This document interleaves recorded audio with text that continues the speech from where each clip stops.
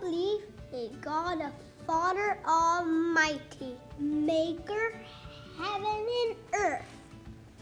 What does this mean? I believe what God made me and all creatures that He has given me. My body and soul, my eyes and ears, all my hammer, reason in all senses, and still reserves them.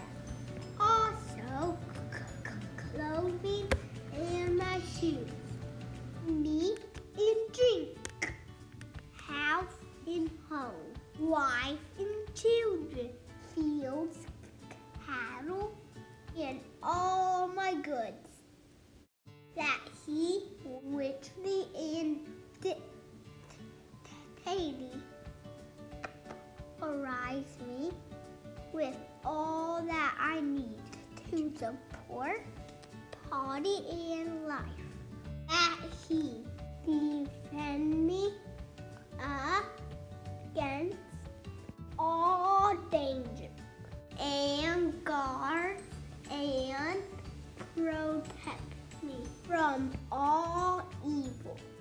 And all this purely out of fatherly, divine goodness and mercy, without any merit or worthiness in me, for all which it is my duty to thank and praise and serve and obey Him. This is most certainly true.